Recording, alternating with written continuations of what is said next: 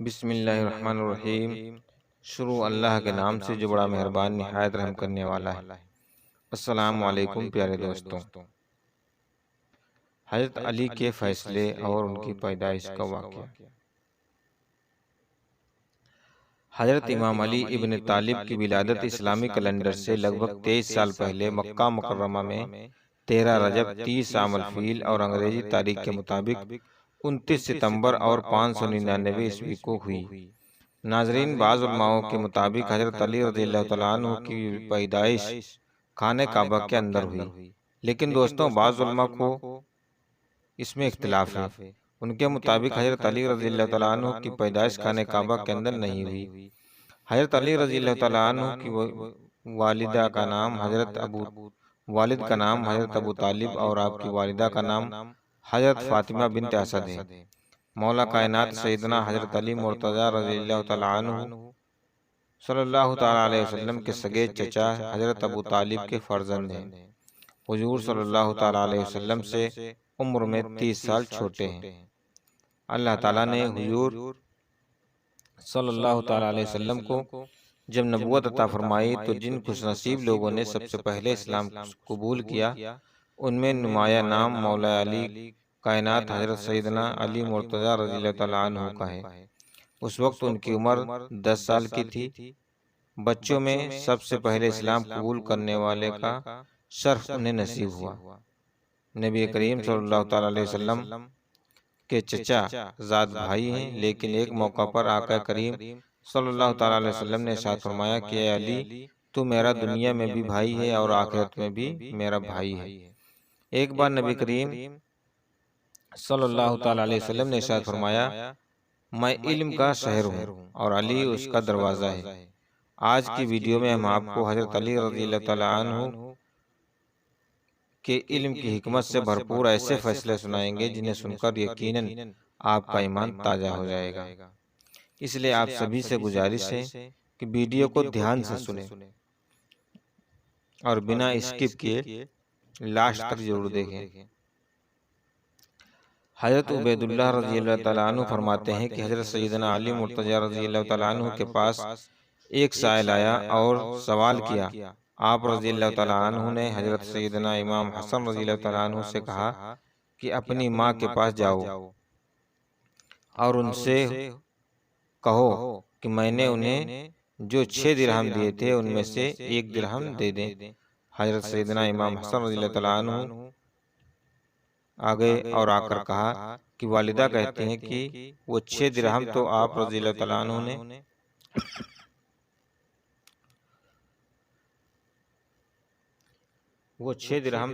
رضی اللہ تعالیٰ عنہ نے آٹے کے لیے رکھ چھوڑے ہیں۔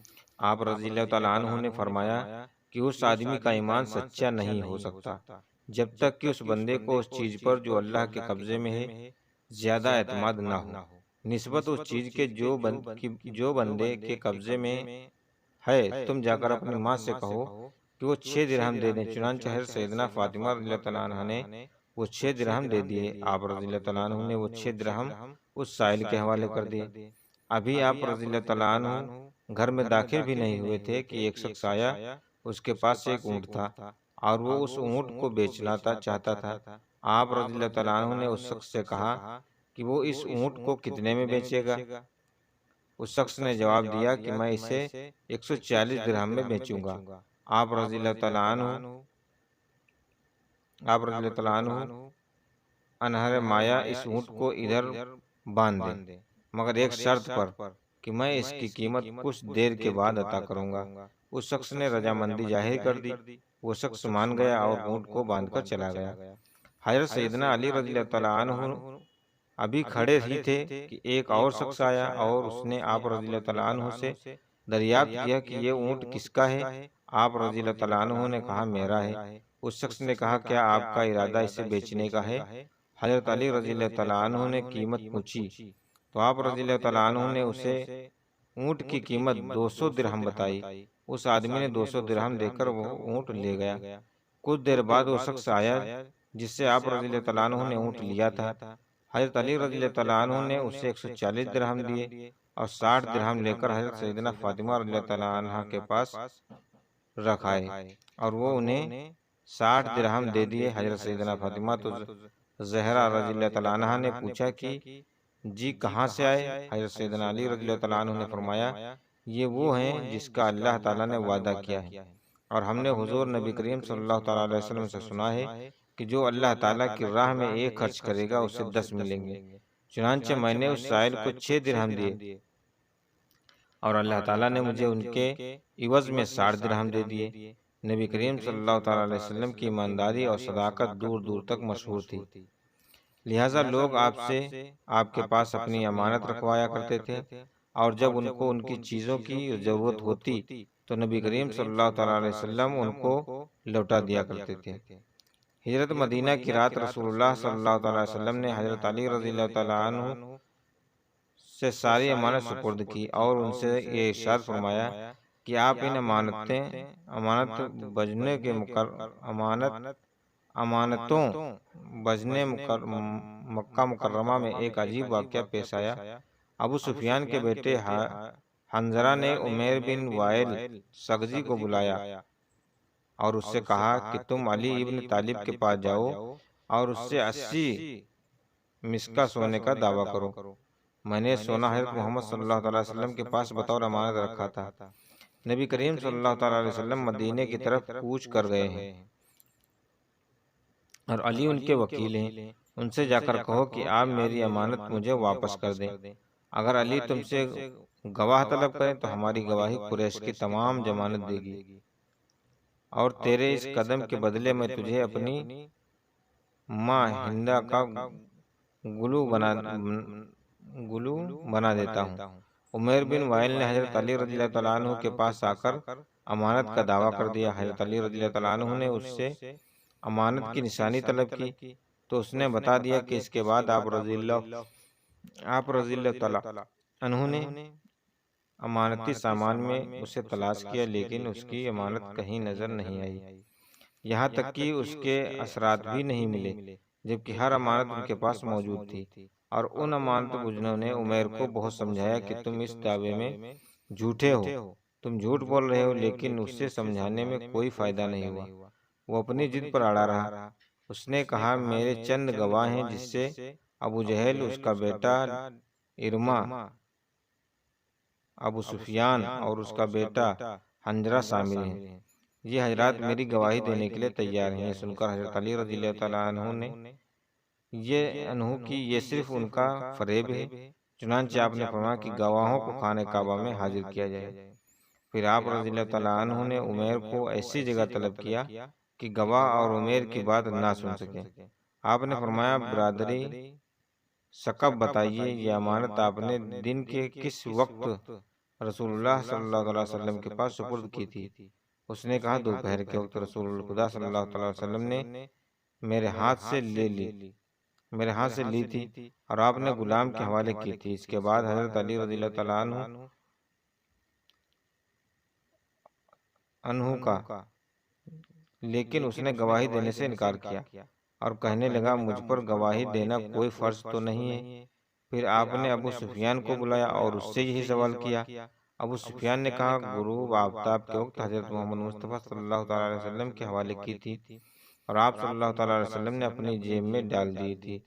پھر حنظلہ کو بلایا تو اس نے گواہی دی کہ دوپہر کا وقت تھا جب یہ امانت حضرت محمد صلی اللہ تعالیٰ علیہ وسلم نے لی تھی۔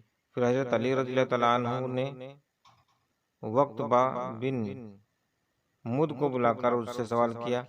عبا نے جواب میں کہا کہ محمد صلی اللہ علیہ وسلم نے یہ امانت عصر کے وقت لی تھی اور فوراً اپنے گھر بھیج دیا تھا۔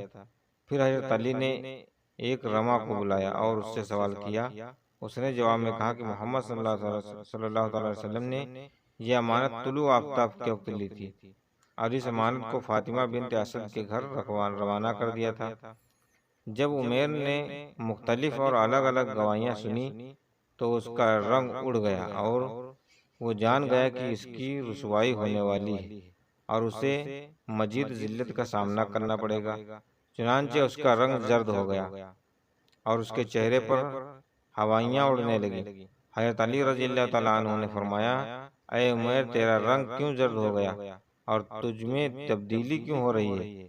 عمیر نے کہا علی رضی اللہ تعالیٰ عنہ دراصل وہ کسی کا مکر و فریب تھا، میں آپ کو اصل بات بتاتا ہوں، میں رسوا نہیں ہونا چاہتا، مجھے اس پاک بیت اللہ شریف کی قسم کہ میری محمد صلی اللہ تعالی وسلم کے پاس کوئی امانت نہیں تھی، اصل میں حنظلہ بن ابو سفیان نے مجھے لالچ دیا تھا اور اس نے مجھے اس کے بدلے میں دینار ہند کا گلوبن دیا تھا، انہیں میں واپس کرتا ہوں۔ یہ سن کر قریش کے سر خزل سے جھک گئے۔ اسی وقت حضرت علی رضی اللہ تعالیٰ عنہ نے فرمایا وہ تلوار لائی جائے جو کوسہ خانہ میں موجود ہے۔ چنانچہ آپ نے تلوار لی اور ابو سفیان کے سامنے رکھی، فرمانے لگے کہ اس تلوار کو پہچانتے ہو؟ ابو سفیان اور اس کے گرہ نے جواب دیا کہ ہاں، یہ تلوار حنظلہ کی ہے، یہ وہ تلوار ہے جو چوری ہو چکی تھی۔ حضرت علی رضی اللہ تعالیٰ عنہ نے فرمایا ہاں، یہ تلوار حنظلہ کی ہے، لیکن اسے کسی نے چرایا لیا تھا، تمہارا مکر و فریب شامل ہے۔ پھر حضرت علی رضی اللہ تعالیٰ عنہ نے ابو سفیان سے کہا بتاؤ تمہارا غلام مالا اسوا کہاں ہے؟ ابو سفیان نے کہا کہ وہ کسی کام کے لیے طائف گیا ہوا ہے۔ حضرت علی رضی اللہ تعالیٰ عنہ نے فرمایا تجھ پر افسوس ہے، اگر تو سچا ہے تو اسے۔ ابو سفیان خاموش ہو گئے اور پریشان ہو گیا۔ اس کے بعد آپ رضی اللہ تعالیٰ عنہ نے سردارہ قریش کے 10 غلاموں کو حکم دیا کہ زمین کے فلاں ٹکڑے میں گڈھا کھود کر مالا اسوا کی لاش کو باہر نکالو اور اسے صحن کعبہ میں لائیں۔ چنانچہ پھر انہوں نے ایسا ہی کیا۔ وہ ابو سفیان نے غلام کی لاش کو لے کر آئے۔ یہ منظر لوگ اکٹھے ہو گئے اور اس قتل کی وجہ پوچھنے لگے۔ حضرت علی رضی اللہ تعالیٰ عنہ اور ابو سفیان نے اسے رشوت دی تھی اور اسے کہا کہ اگر تو علی کو قتل کر دے گا تو ہم تجھے آزاد کر دیں گے، اور ان کا غلام اس پر راضی ہو گیا۔ حنظلہ نے اس کو تلوار دی، وہ اندھیرے میں چھپ کر بیٹھ گیا تاکہ مجھے قتل کرے۔ جب میں اس کے قریب گیا تو وہ کھڑا ہو کر تلوار سے میرے سر پر وار کرنے لگا۔ میں نے اس کی تلوار کھینچ لی اور ایک ایک وار میں اسے قتل کر دیا۔ یوں اس کے مکر و فریب کا کوئی نتیجہ نہیں نکالا۔ عمیر نے جب یہ داستان سنی تو اس کا دل نور اسلام سے روشن ہو گیا اور اس نے کہا اشعار محمد رسول اللہ صلی اللہ علیہ وسلم۔ اس واقعے کے بعد حضرت علی رضی اللہ تعالیٰ عنہ مدینہ منورہ کے لیے روانہ ہو گئے۔ روایت میں آتا ہے کہ 2 مسافر اکٹھا سفر کر رہے تھے۔ صبح کے وقت دونوں ایک جگہ پر کھانا کھانے کے لیے بیٹھ گئے۔ اس میں سے ایک مسافر کے پاس 5 روٹیاں تھیں جبکہ دوسرے کے پاس 3 روٹیاں تھیں۔ اس دوران ایک شخص کا گزر اس جگہ سے ہوا۔ اس شخص نے ان دونوں کو سلام کیا۔ ان دونوں نے حضرات نے اسے کھانے کی دعوت دی، چنانچہ وہ شخص ان کے کھانے کے ساتھ شریک ہو گیا۔ کھانا کھانے کے بعد اس شخص نے دونوں کو 8 درہم دیے اور کہا یہ 8 درہم میں تمہیں دیتا ہوں کہ تم نے مجھے کھانا کھلایا۔ اس کے بعد وہ شخص چلا گیا۔ اس شخص کے جانے کے بعد ان دونوں مسافروں کے درمیان رقم کے تقسیم پر جھگڑا شروع ہو گیا۔ جس شخص کے پاس 5 روٹیاں تھیں وہ کہتا تھا کہ میرے پاس 5 روٹیاں تھیں اس لیے 5 درہم میرے ہیں، جبکہ دوسرا شخص کہتا تھا کہ نہیں، رقم دونوں میں برابر تقسیم ہونی چاہیے۔ جب یہ معاملہ حد سے زیادہ بڑھ گیا، یہ دونوں شخص اپنا مقدمہ لے کر حضرت سیدنا علی مرتضی رضی اللہ تعالیٰ عنہ کی بارگاہ میں حاضر ہوئے۔ حضرت سیدنا علی مرتضی رضی اللہ تعالیٰ عنہ نے ان دونوں کی بات غور سے سنی اور فرمایا جس شخص کے پاس 5 روٹیاں تھیں اسے 5 درہم ملنے چاہیے، 5 درہم ملنے چاہیے۔ دوسرے شخص نے آپ رضی اللہ تعالیٰ عنہ فیصلے پر اعتراض کیا۔ آپ رضی اللہ تعالیٰ عنہ نے فرمایا یہ منصفانہ فیصلہ ہے اور اگر میں فیصلہ کروں تو تمہیں 1 درہم ملے گا۔ حضرت سیدنا علی رضی اللہ تعالیٰ عنہ کی باتوں کو سن کر محفل میں جتنے لوگ بیٹھے تھے وہ بھی حیران ہو گئے۔ آپ رضی اللہ تعالیٰ عنہ نے اس شخص کو مخاطب کرتے ہوئے کہا کہ تم دونوں کی روٹیوں کے کل 24 ٹکڑے ہوئے اور ہر شخص کے حصے میں 8 ٹکڑے آئے۔ اب تمہارے 3 روٹیوں کی کل 9 ٹکڑے ہوئے، جس میں 8 خود تم نے کھا لیے اور ایک بچ گیا، جبکہ دوسرے شخص کی 5 روٹیاں کے 15 ٹکڑے ہوئے، جس میں اس نے 8 ٹکڑے کھائے اور 7 بچ گئے۔ لہذا تمہارے ایک ٹکڑے کے بدلے تمہیں 1 درہم اور اس کے 7 ٹکڑوں کے بدلے اسے 7 درہم ملیں گے۔ حضرت سیدنا علی مرتضیٰ رضی اللہ تعالیٰ عنہ کے بات سن کر 3 روٹیوں والے شخص نے آپ رضی اللہ تعالیٰ عنہ کا فیصلہ قبول کر لیا۔ سبحان اللہ۔ دوستوں، اسی طرح کے ویڈیو دیکھنے کے لیے ہمارے چینل کو سبسکرائب کریں اور اپنے یار دوستوں میں شیئر ضرور کریں، تاکہ ہر مسلمان دین کی جانکاری حاصل کر سکے۔ ہم ملتے ہیں اگلی ویڈیو میں، تب تک کے لیے اللہ حافظ۔